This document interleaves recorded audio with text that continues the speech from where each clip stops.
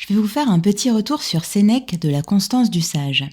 Ce que je retiens de ce texte, ce n'est pas forcément la première partie qui, d'un point de vue philosophique, est très intéressante puisqu'elle tente d'expliquer que la vertu est ce qui permet au sage d'être, d'une certaine manière, toujours en possession de ses moyens.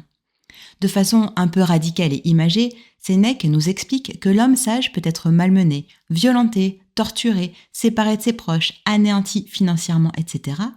Cette personne, le sage, n'aura que faire de toutes ces violences, car la seule chose qui ait de l'importance, c'est sa vertu. Autrement dit, son intégrité morale. Je trouve que ce raisonnement a pas mal de limites, mais bon, ce n'est pas le sujet. Ce qui est particulièrement intéressant, je trouve, dans cet ouvrage, c'est l'étonnante modernité de la seconde partie. Sénèque est né vers l'an 4 avant Jésus-Christ. Et il explique à son ami Sérénus qu'il faut avoir confiance en soi, qu'il est mauvais de ne pas croire en ses rêves, ou au contraire, d'être prêt à tout pour réussir, qu'il ne faut pas passer trop de temps à se divertir, qu'il faut accepter l'ennui, la réflexion et l'introspection, qu'il faut bien choisir ses amitiés, etc. Il l'aide dans une quête qui vise à trouver plus de sérénité.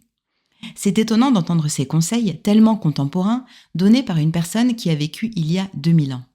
Alors attention, il y a des propos très offensants sur l'esclavagisme et sur les femmes. Mais c'est un livre assez simple et rapide à lire. Il coûte 2 € dans la collection Folio de chez Gallimard et je le recommande vraiment à ceux et celles qui s'intéressent à la philosophie et au développement personnel.